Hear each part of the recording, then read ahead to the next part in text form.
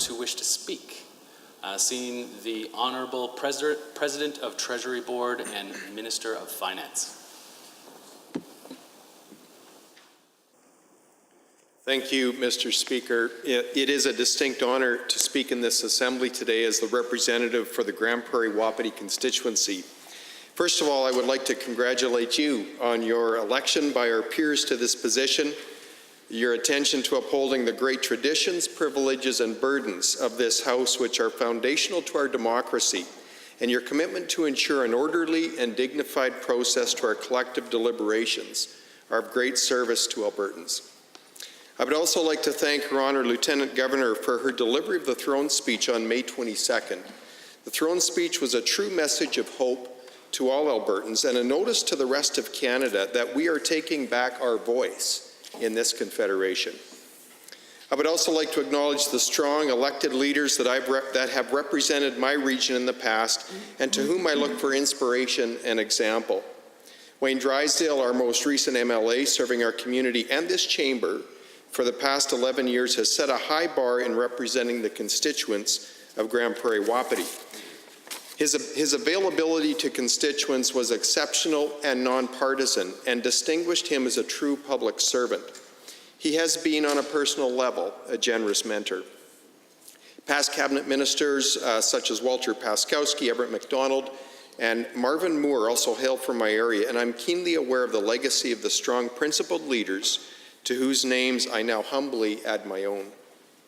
The newly drawn boundaries of the Grande Prairie-Wapiti riding extend west of Grande Prairie to the British Columbia border, south into the Kakwa-Wilmore wilderness, and encompass the communities of Hythe, Beaver Lodge, Wembley, La Glace, Horse Lake Nation, Byzance, and Claremont-Sexsmith, as well as an eastern portion of the city of Grande Prairie. The south part of the constituency runs deep into the Rocky Mountains. In its center, it includes rich agricultural land in the Sexsmith, Hythe, Wembley, and Beaver Lodge areas, and rolling grazing land in the Rio Grande and Teepee Creek regions. The region is rich in resources and includes part of both the Montney and Duvernay shale basins, the most prolific and accessible liquids-rich zones in Western Canada. Accordingly, the region contributes significantly to the provincial economy with a sophisticated and competitive energy industry. Agriculture continues to contribute in a major way to the economy, with the region home to many long-time farming and ranching families. To add to the economic diversity, our forestry industry includes local, national, and international firms that sustainably produce wood products for use by consumers in Canada and around the world. The great geographical and economic diversity of my constituency make it a microcosm, not only of Alberta's industries and challenges, but also of the beauty and opportunity that Albertans experience every day. The stories of survival, challenge, and innovation have been part of the Grande Prairie-Wapiti region for many years. In the 18th century, the predominant culture of the Peace Country was the Beaver First Nation. There was an abundance to the land, with bison, moose, caribou, and bear providing much of their food, as well as the service berry, or as we now call it, the Saskatoon berry. The beaver and later on the Cree would travel long distances for berry gathering in the Grande Prairie, and after having secured and dried a sufficient quantity of fruit, scatter again in small bands into the more remote parts of the country for the autumn hunt.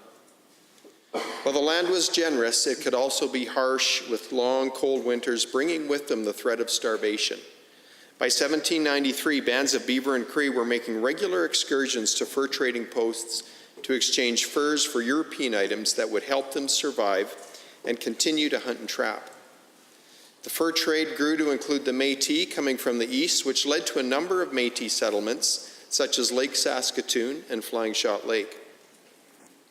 Favorable reports by surveyors and fur traders began to create interest for European settlers by the early 1900s. A.M. Byzanson was particularly enthusiastic about the agriculture opportunities that he saw in the Grande Prairie-Wapiti region, and his reports, among others, helped fuel the land rush of 1910.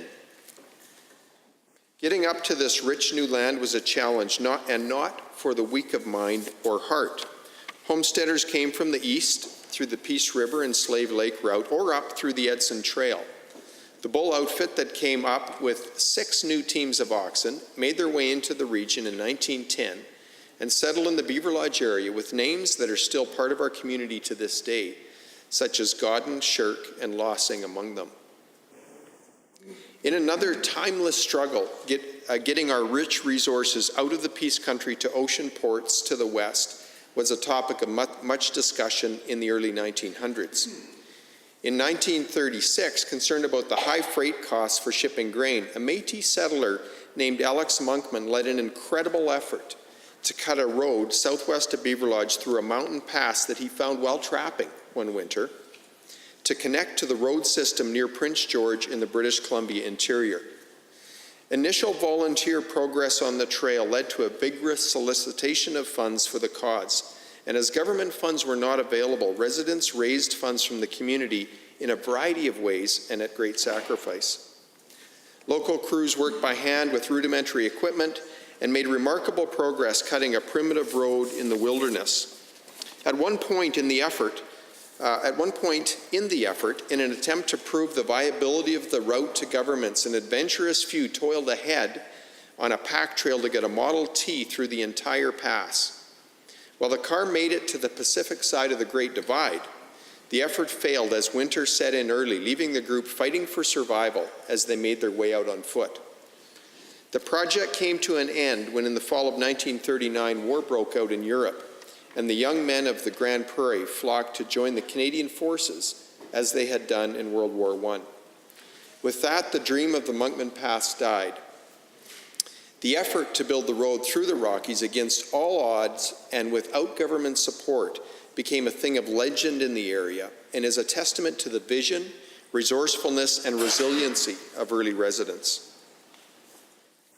The Peace Country became home to my parents in 1962 when they purchased 480 acres of land southwest of Beaver Lodge, starting out in a 2-room cabin with 3 small children and 50 head of cattle.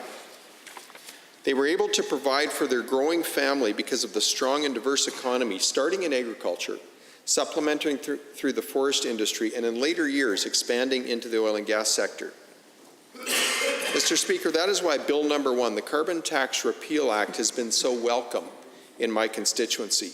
All of our industries, from agriculture and forestry to tourism and resource development, as well as the countless other small businesses that spring up to support the community in turn, need relief from that tax burden. Bill number 2, the Open for Business Act, and Bill number 3, the Job Creation Tax Cut Act, are also significant in my region, where the entrepreneurial spirit runs strong. The City of Grande Prairie has ranked among the top 6 entrepreneurial cities in Grande Prairie for the last 10 years. And in 2018, it was the only mid-sized city in Alberta to make the national list. In the long history of the Peace region, we have not looked for handouts, but simply an environment where hard work and a bit of risk is commensurate with the reward at the end of the day. My parents' story of tenacity and hard work, coupled with the willingness to take risks, is a familiar story to many in the Peace Country. From the Beaver, Cree, and Métis people that at times struggled to survive, but were able to persevere through their resilience and connection with the land, to the first surveyors that remarked on the Grande Prairie that was, in the words of surveyor George Dawson in 1879, quote, a park-like with groves of poplar and exceedingly fertile, unquote, to the European settlers that came to escape persecution and starvation in search of opportunity. The Peace Country has always required a strong spirit and outside-the-box thinking. In return, it offers endless possibilities for prosperity, for family, for strong community, for natural beauty. Opportunity abounds. I believe it is for that reason that the message of the United Conservative Party, Alberta Strong and Free, resonates so deeply with the people in the Grande Prairie-Wapiti riding. The level of engagement was high from the nomination process right through to election night, when I am proud to report that our riding had the highest voter turnout in the province at 80.2%. We are strong and we value the freedom to grow, create, work, innovate, prosper, and persevere. Mr. Speaker, like most that serve in this chamber on both sides of the aisle, I'm here today because of the unwavering support of the most important people in my life. This starts with the partnership of my wife, Kim, the blessing of our children and their families, and encouragement and support of my parents, extended family, close friends, and of course, the voters in the Grande Prairie-Wapiti riding. Alberta has given its best to me, and I commit each day in office to give my best back to constituents and the people of this great province. Thank you, honourable member.